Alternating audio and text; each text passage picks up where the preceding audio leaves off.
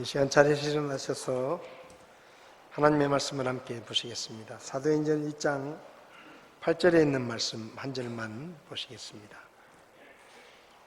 사도행전 1장 8절 말씀 우리 같이 읽도록 하겠습니다. 오직 성령님께서 너희에게 임하신 뒤에 너희가 권능을 받고 예루살렘과 온 유대와 사마리아에서 그리고 땅의 맨 끝 지역까지 이르러 나를 위한 증인이 되리라 하시니라. 아멘. 기도하시겠습니다. 살아계셔서 말씀하시는 하나님 아버지, 저에게 하나님의 말씀이 기록된 성경을 주시고 성경을 읽을 때마다 하나님의 말씀을 접하게 하시고 성령의 도우심으로 깨닫고 믿음을 갖게 하시니 감사합니다.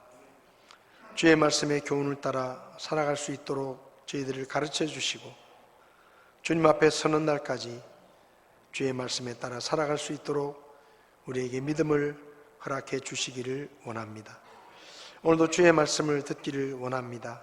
부족한 종을 붙들어 주시고 성령께서 친히 쓰셔서 오직 하나님의 말씀만 선포되게 도와주시기를 원합니다.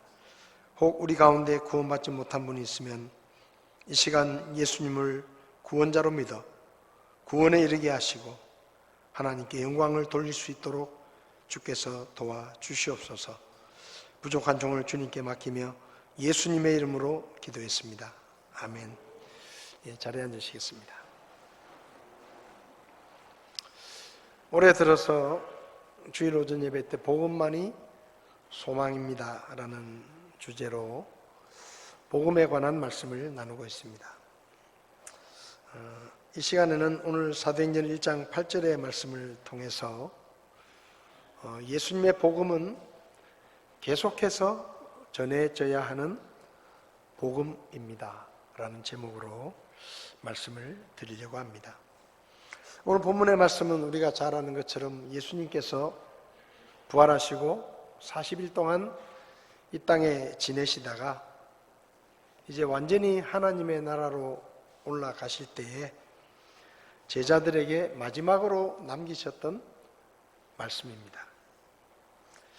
예수님께서 하늘로 올라가시기 직전에 제자들에게 내가 가고 나면 성령님께서 너에게 오실 텐데 성령님이 임하신 뒤에 예루살렘과 온 유대와 사마리아 그리고 땅의 맨 끝 지역까지 가서 이 복음의 증인이 되라 라고 말씀하셨습니다. 예수님께서 이렇게 말씀하신 것은 예수님은 떠나시지만 그분의 복음은 제자들을 통해서 계속해서 사람들에게 전해지기를 원하셨던 그 주님의 마음을 우리가 느낄 수가 있습니다.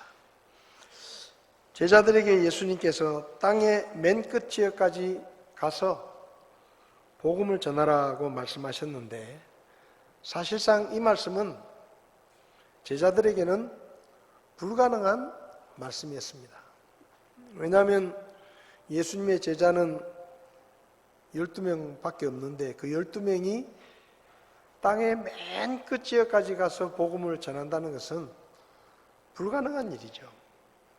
그러니까 이 말씀은 그저 단순히 예수님의 제자들에게만 주신 말씀이 아니라 예수님의 제자들 이후에 복음을 듣고 구원받은 모든 성도들에게 이 복음이 계속해서 전해져야 한다라는 것을 말씀하신 우리에게도 해당되는 말씀이라고 볼 수 있습니다.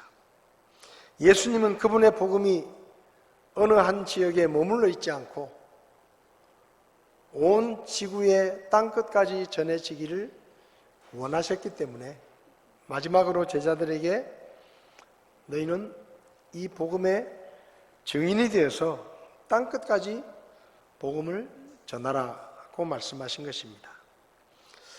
우리나라는 좀 특별한 나라입니다. 우리나라에 복음이 들어와서 교회가 세워지고 불과 100년 정도밖에 되지 않았을 때 우리나라는 전 세계에서 미국 다음으로 해외 선교사들을 제일 많이 보낸 그런 나라가 되었습니다. 그러니까 어느 나라에 복음이 전해지고 100년 만에 교회들이 성장해가지고 전 세계에 선교사를 보낸 숫자가 미국보다 조금 적은 세계 두 번째 나라가 됐다는 것은 이건 아무도 상상할 수 없었던 일이었습니다. 그래서 전 세계 신학교에서 교회 성장을 가르칠 때 그 교회 성장의 모델이 한국교회입니다. 그래서 전 세계 신학교에서 교회 성장을 이야기할 때는 한국교회의 성장을 빼놓고는 이야기하기가 어려운 그런 특별한 역사를 한국의 교회가 가지고 있습니다. 예수님께서 지금도 복음이 땅끝까지 전해지기를 원하시고, 그래서 오늘날도 우리나라의 수많은 교회들이 선교사를 보내고 그들을 후원합니다. 그렇다면 왜 예수님은 그분의 복음이 계속해서 전해지기를 원하셨을까? 그리고 우리가 이 예수님의 복음을 계속해서 전해야 하는 이유가 무엇이냐? 몇 가지를 좀 생각해 보려고 하는데요. 첫 번째는 예수님의 복음만이 죄인을 구원하는 유일한 복음이기 때문에 우리는 이 복음을 계속해서 전해야 합니다. 여러분은 사람이라는 존재가 언제 어떻게 생겨나서 사람이 다 죽는지 그 이유를 알고 계신가요? 아십니까? 사람이 왜 죽는지 아세요? 모르세요? 아시면 아신다고 대답을 하십니다. 여러분, 사람이 왜 죽는지 아십니까?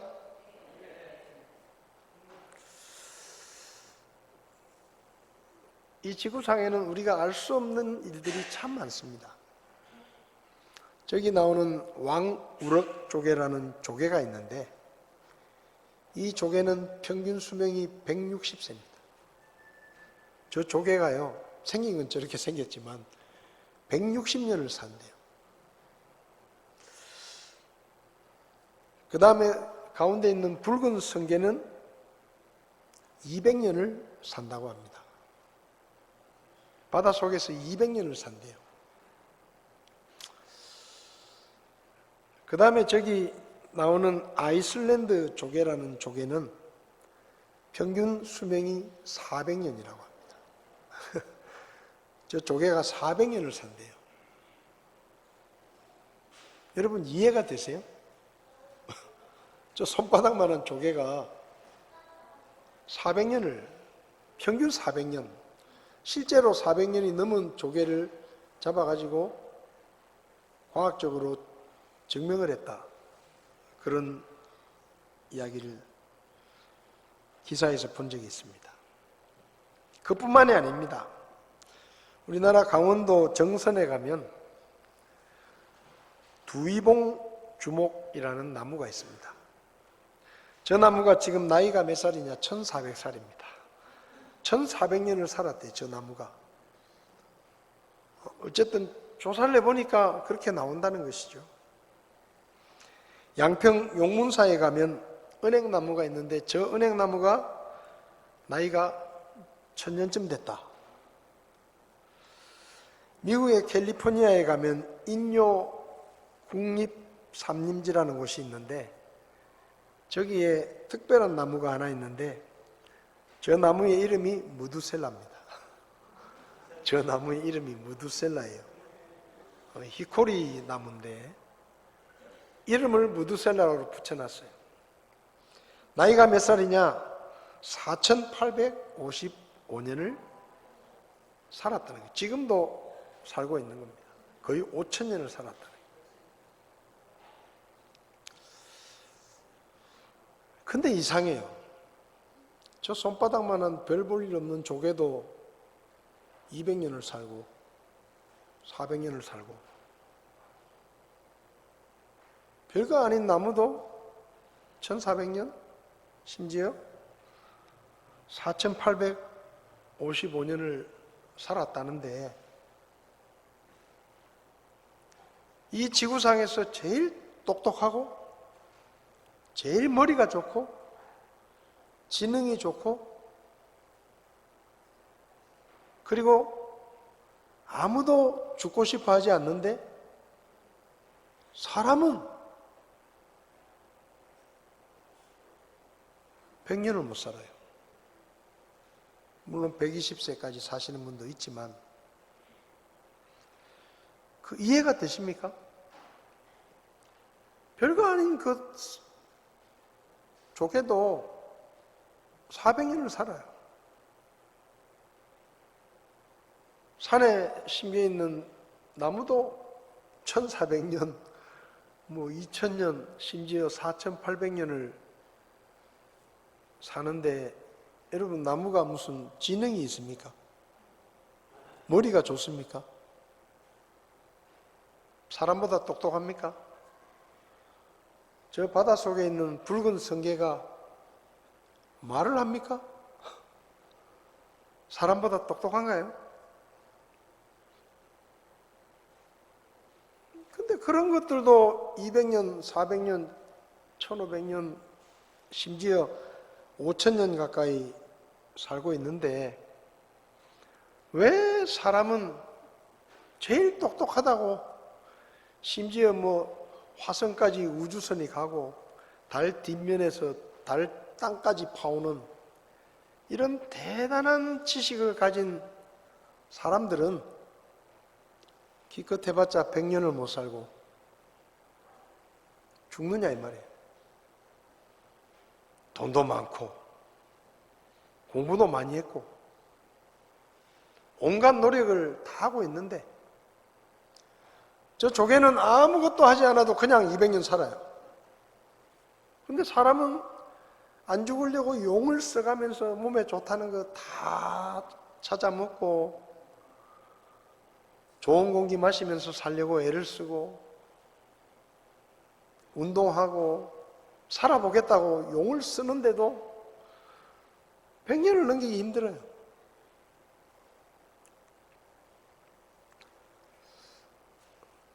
그래서 사람들은 묻습니다. 아니, 저까지 나무도 2000년 살고 심지어 4800년을 사는데, 조개도 200년을 사는데 왜 사람은 100년도 못 살고 다 죽어요? 그렇게 물으면 내노라 하는 의사들도 대답을 못합니다. 못해요. 서울대학교 교수에게 물어도 시원한 대답을 못합니다. 근데 여러분들은 시원하게 대답을 하잖아요. 압니다! 이 무슨 좋아요 이게. 서울대학교 의과대학의 의사도 사람이 왜 죽는지 물어보면 머리를 기우뚱하면서 모르겠다는 거예요. 근데 여러분은 서울대학교를 나오셨습니까? 하버드 대학에서 공부를 하셨나요? 그렇지 않은데 어떻게 알아요?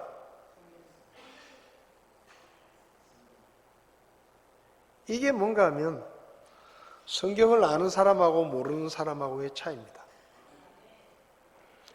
아무리 세상에서 공부를 많이 하고 아는 게 많아도 성경을 모르면 사람이 왜 다 죽어요?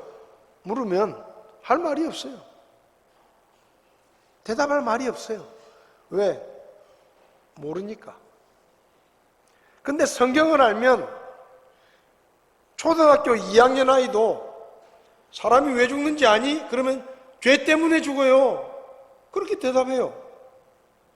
초등학교 2학년 아이가. 왜 그렇게 대답하느냐? 성경을 아니까. 여러분, 성경은 하나님의 말씀입니다. 우리가 궁금해하는 것들, 우리가 알지 못하는 것들에 대해서 성경을 열면 답이 나와요.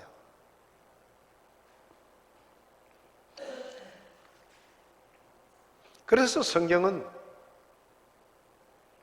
하나님의 말씀이기 때문에 거짓이 없는 진실들이 기록되어 있는 겁니다. 그래서 성경을 알면 서울대학교를 나온 사람보다 더 똑똑해질 수 있어요.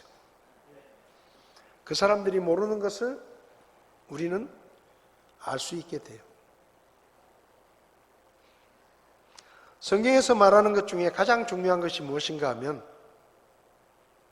죄인인 사람이 어떻게 해야 죄를 용서받고 구원을 받을 수 있는가에 관한 대답입니다.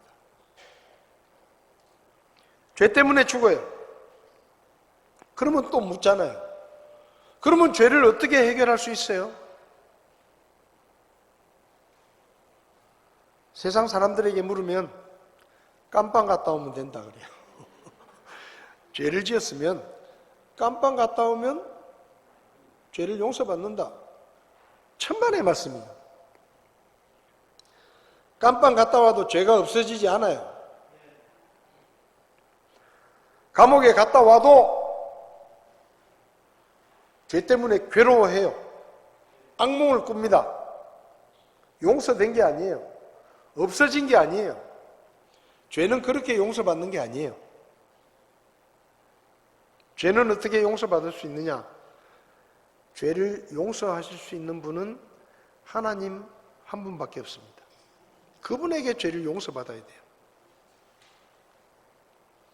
예전에 밀양이라는 영화가 있었습니다.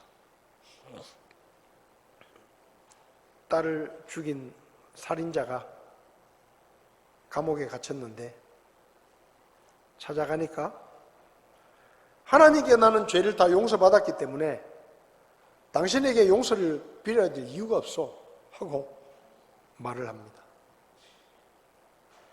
그것도 잘 못 믿는 거예요. 여러분 성경을 보면요, 하나님이 이렇게 말씀하셨어요. 죄에 대해서는 하나님에게도 용서를 받아야 되지만 죄를 지었으면 그 죄를 지은 사람에게 찾아가서 용서를 구하라고 말합니다. 그러니까 사람에게도 용서를 받아야 되고 하나님에게도 용서를 받아야 되는데 근본적인 해결은 하나님에게 용서를 받아야 돼요. 근데 성경을 통해서 하나님이 사람이 어떻게 죄를 용서받을 수 있는지를 알려주셨는데 그 용서받을 수 있는 방법이 뭔가 하면 바로 복음입니다. 죄 때문에 모든 사람은 죽고 멸망에 이르게 된다. 하나님이 죄인을 사랑하셔서 불쌍히 여기시고 사람들을 대신할 하나님의 어린 양을 예수님을 이 땅에 보내셔서 사람들의 죄를 대신해서 십자가에 못 박혀 사형의 벌을 받으시고 그분이 십자가에 못 박혀 돌아가심으로 모든 사람의 죄값이 다 치러졌다. 죄가 없어졌다. 그리고 하나님께서 사람들에게 십자가에 못 박혀 죽으시고 부활하신 그 예수님을 구원자로 믿으면 그 믿음을 통해 구원을 받게 된다. 그리고 믿지 않는 사람은 믿지 않는 죄 때문에 지옥에 가게 된다 라고 성경에서 말씀하셨습니다. 저도 이걸 몰랐어요. 성경을 알기 전엔. 그냥 사람은 착하게 살면 되는 줄 알았어요. 근데 성경을 알고 나니까 내가 잘못 알았구나. 내 생각이 틀렸구나 하는 걸 알게 된 것입니다.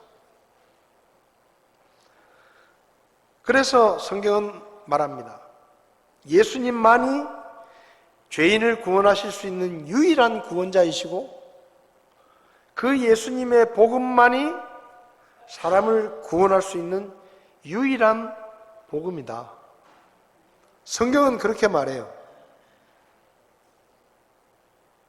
사도행전 4장 12절에 다른 사람 안에는 구원이 없나니, 여기 분명히 말하잖아요. 예수님 외에 다른 사람 안에는 구원이 없다. 하늘 아래에서 우리를 구원할 다른 이름을 사람들 가운데 주지 않았다. 하나님이 주신 구원자는 예수님밖에 없고, 하나님이 주신 복음은 예수님의 복음밖에 없다. 그래서 우리는 이 복음을 구원의 복음이라고 부릅니다. 생명의 복음이라고 불러요. 왜냐하면 이 복음만이 사람에게 구원을 줄 수 있는, 생명을 줄 수 있는 유일한 복음이기 때문입니다. 우리가 동의하지 않아도 하나님의 말씀은 진리예요. 우리가 믿지 않아도 하나님의 말씀은 진리예요. 왜 예수님께서 땅끝까지 가서 내 증인이 되라고 말씀하십니까? 예수님만이 유일한 구원자이시고, 그분이 십자가에 피 흘리셔서 완성하신 그분의 복음만이 사람을 구원할 수 있는 유일한 복음이기 때문에 그 복음을 땅끝까지 계속해서 전해야 된다라고 말씀하신 것입니다. 저와 여러분들은 다른 복음을 믿고 구원받은 것이 아니라 예수님이 구원자이시고, 그분을 믿을 때 우리가 구원을 선물로 받는다고 하는 하나님의 말씀을 믿어서 저와 여러분들이 구원을 받은 것입니다. 지금도 예수님의 복음이 아닌 다른 복음을 전하는 사람들이 있고, 다른 구원자를 전하는 사람들이 있지만 우리는 믿지 않아요. 관심이 없어요. 왜? 우리는 이미 하나님의 구원자를 알고 있고, 구원받는 복음을 너무나 분명하게 알고 있기 때문에 예수님 외에 다른 구원자에 대해서는 관심이 없는 겁니다. 예수님의 복음 외에 다른 복음에 대해서는 우리는 관심이 없어요. 왜? 다 가짜니까. 그걸 우리는 아니까. 저와 여러분들이 이 복음을 계속해서 전해야 되는 이유는 예수님의 복음만이 사람을 구원할 수 있는 유일한 복음이기 때문입니다. 두 번째 이유는 하나님의 소원 때문입니다. 디모데전서 2장 4절을 보면 그분은 모든 사람이 구원을 받고 진리를 아는 데 이르기를 원하신다. 하나님은 모든 사람이 구원받기를 원하신다.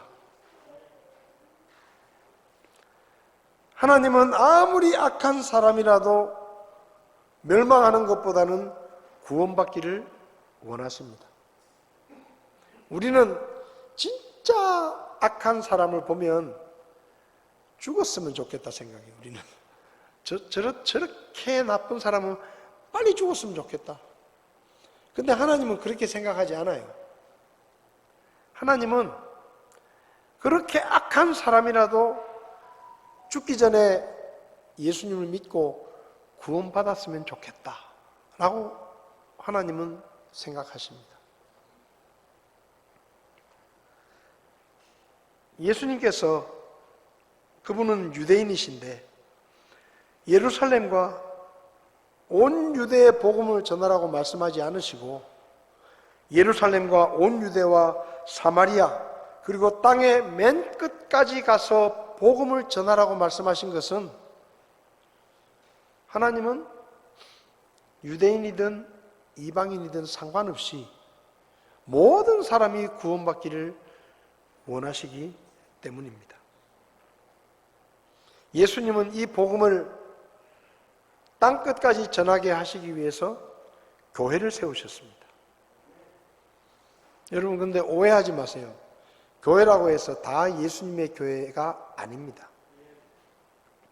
이 세상에는 사람들의 교회와 예수님의 교회가 있습니다. 예수님의 교회는 예수님이 주인이신 교회예요. 예수님이 가르치신 하나님의 말씀을 믿는 교회가 예수님의 교회입니다. 그럼 사람들의 교회는 뭐냐?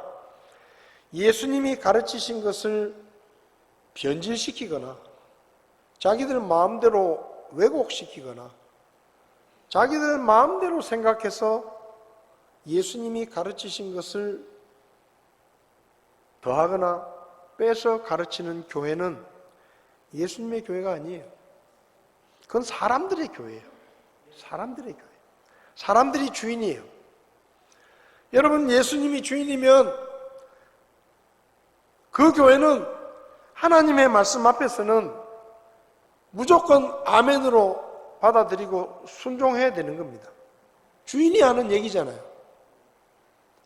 아이, 주인님, 그래도 제 생각은 좀 다른데. 그거 아니에요. 아니, 성경은 그렇게 말씀하시지만 우리 목사님은 그거 아니에요. 성경이 우리의 기준이고 하나님의 말씀만이 우리가 순종해야 하는 거예요. 왜냐하면 그분이 주인이니까. 아주 작은 것이라고 해가지고 성경 말씀에서 조금 벗어나면 어때? 그렇게 생각하는 순간에 그 교회는 사람의 교회가 되는 거예요. 교회 간판을 붙여놨다고 해서 다 예수님의 교회가 아닙니다. 예수님이 주인인지 아닌지를 따져봐야 돼요. 그분의 말씀이 그분의 말씀하신 그대로 전해지고 가르쳐지고 그분의 말씀대로 하고 있는지를 점검해 봐야 돼요. 그래서 그분의 말씀과 다른 것을 하고 있으면 그건 고쳐야 되는 것이고 바꿔야 되는 거예요. 왜? 그분이 주인이니까.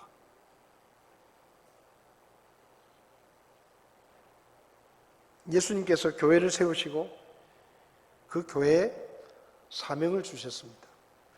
마태복음 28장에 그러므로 너희는 가서 모든 민족들에게 가르치고 아버지와 아들과 성령의 이름으로 그들에게 침례를 주며 무엇이든지 내가 너희에게 명령한 모든 것을 그들에게 가르쳐 지키게 하라. 보라, 내가 세상의 끝까지 항상 너희와 함께 있느니라. 교회를 세우셨습니다. 교회에 그분의 일을 맡기셨습니다. 땅 끝까지 복음을 전해라. 그리고 그 교회를 하나님께서 지키신다고 하셨어요.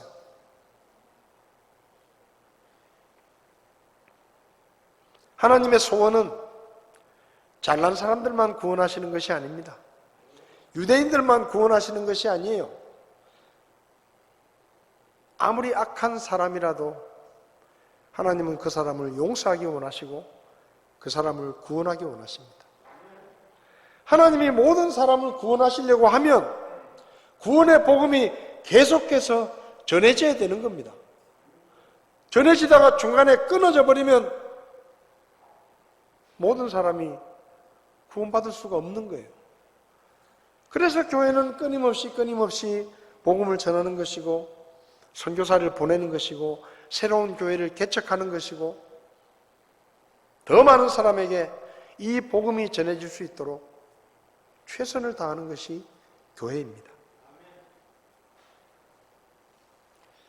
우리가 예수님의 복음을 계속해서 전해야 되는 세 번째 이유는 우리가 그 복음의 증인이기 때문입니다. 사도행전 1장 8절에 그랬잖아요. 오직 성령님께서 너희에게 임하신 뒤에 너희가 권능을 받고 예루살렘과 온 유대와 사마리아에서 그리고 땅의 맨 끝 지역까지 이르러 나를 위한 증인이 되리라. 증인. 증인이 누군지 아세요? 증인은 직접 보고 듣고 경험한 사람이 증인입니다. 직접 봤어야 돼요. 아니 누가 봤다던데요? 그거 증인이 아니에요. 아니 누가 봤다는 거 내가 들었는데요? 그 증인이 될 수 없어요.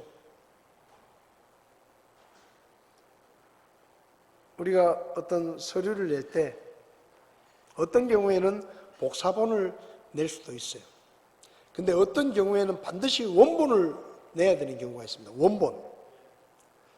복사한 건 안 된다 이 말이에요. 그러니까 다른 사람이 경험한 것을 내가 들었다 가지고는 증인이 안 되는 거예요.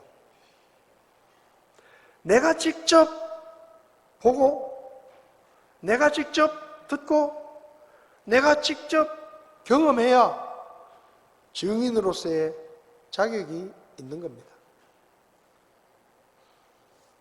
예수님께서 제자들에게 증인이 되라고 하셨습니다. 그 이유는 제자들은 예수님을 직접 보고 그분의 말씀을 직접 듣고 그분을 믿어서 그 복음의 능력을 경험한 구원받은 사람들이었기 때문입니다. 여러분, 저와 여러분들은 예수님의 복음의 능력을 경험한 사람들입니다. 내가 예수님의 복음을 믿었더니 나에게 구원이라는 역사가 일어났다라는 것을 경험한 사람들이에요. 경험한 사람들. 여러분은 경험하셨죠? 예수님의 복음을 통해 구원이라는 경험을 하셨죠? 그랬기 때문에 우리가 증인인 거예요. 우리가 경험한 것입니다. 누구한테 그냥 전해 들은 게 아니에요. 다른 사람의 경험을 들은 게 아니에요. 내가 직접 경험한 거예요. 이 복음의 능력을 통해서 내가 구원받았고 죄 사함을 얻었고 천국의 소망을 갖게 됐다 이 말입니다. 그래서 우리가 증인인 거예요.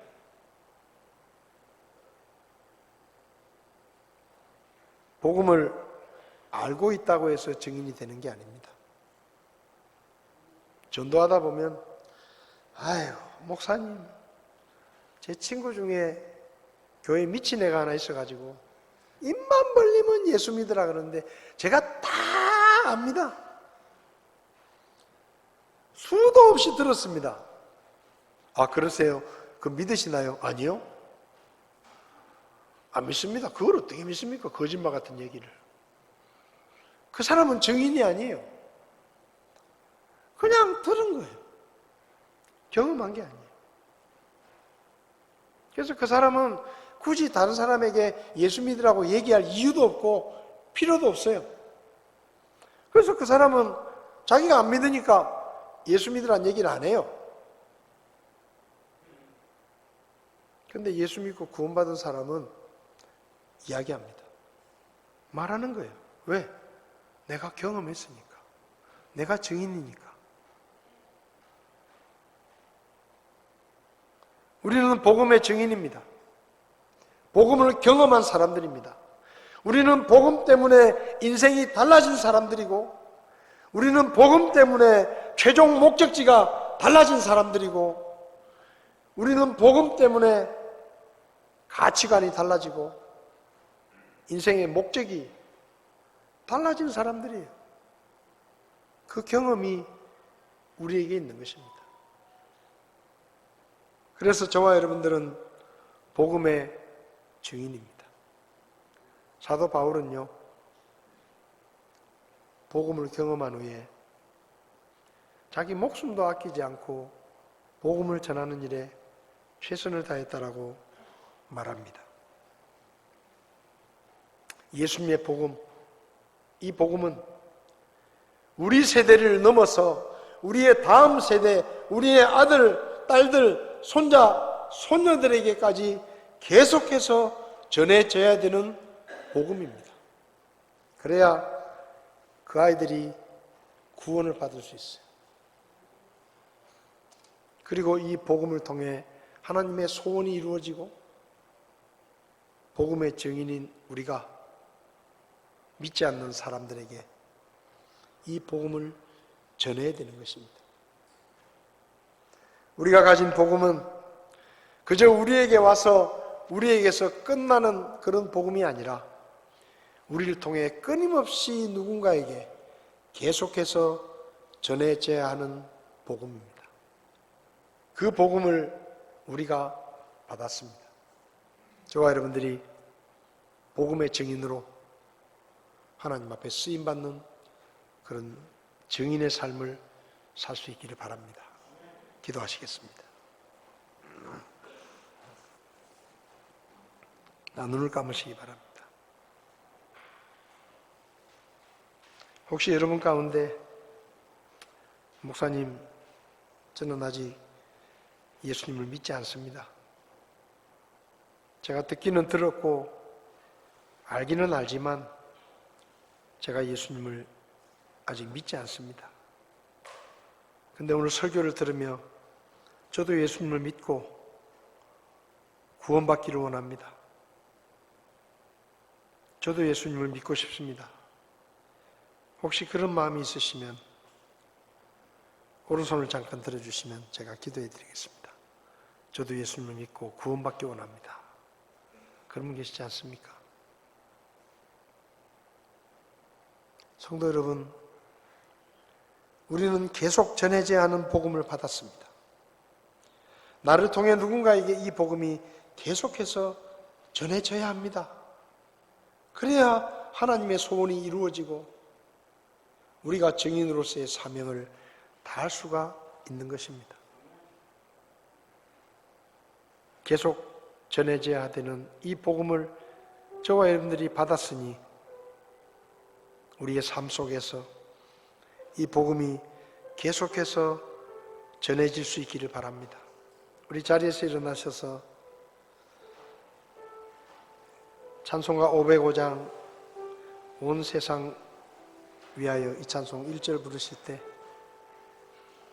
혹시 여러분들 가운데 저도 이 복음 계속해서 전해져야 되는 이 복음을 전하는 삶을 살기 원합니다.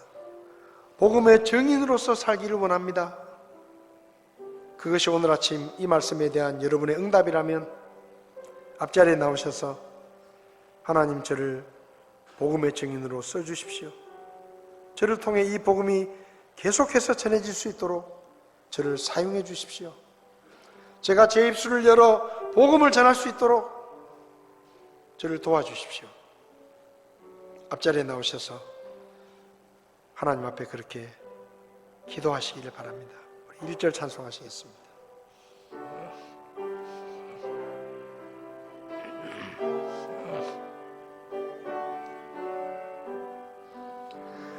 온 세상 위하여 나 복음 전하리.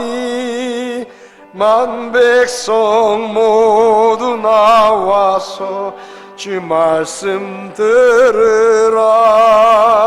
죄 중에 빠져서 헤매는 자들아, 주님의 음성 듣고서 너 구원 받으라. 전하고 기도해 매일 증인 되리라. 세상 모든 사람들 듣고 그 사랑 알도록. 찬송을 멈추시겠습니다. 성도 여러분, 우리는 복음의 증인입니다. 이 복음은 계속해서 전해져야 합니다. 앞자리에 나오셔서 하나님, 저를 써주십시오. 저를 복음의 증인으로 써주십시오. 하나님 앞에 기도하시지 않겠습니까? 앞자리에 나오는 게 불편하시면 그 자리에 앉아서 하나님, 저를 계속해서 땅끝까지 전해져야 되는 이 복음의 증인으로 저를 써주십시오. 제 직장에서, 제 학교에서, 제 동료들에게, 제 이웃들에게, 믿지 않는 친척들에게 이 구원의 복음을 전할 수 있는 그 일을 제가 능히 할 수 있도록 저를 도와주십시오. 저를 써주십시오. 하나님 앞에 기도하시길 바랍니다.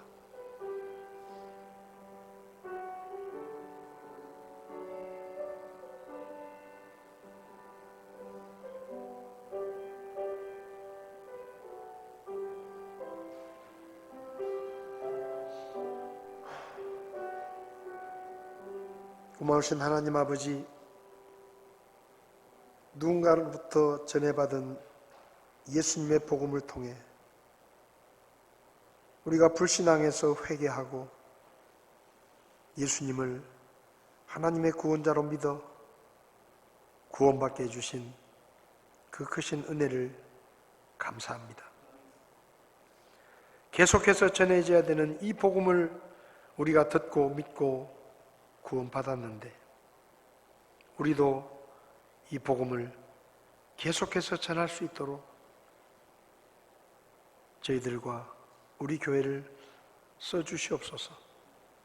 아직도 잃어버린 영혼이 많고 구원받아야 될 영혼들이 많은데 우리가 복음의 증인으로 주님의 사명을 잘 감당할 수 있도록 저희들을 써 주시옵소서. 예수님의 이름으로 기도했습니다. 아멘. 예배를 마치겠습니다.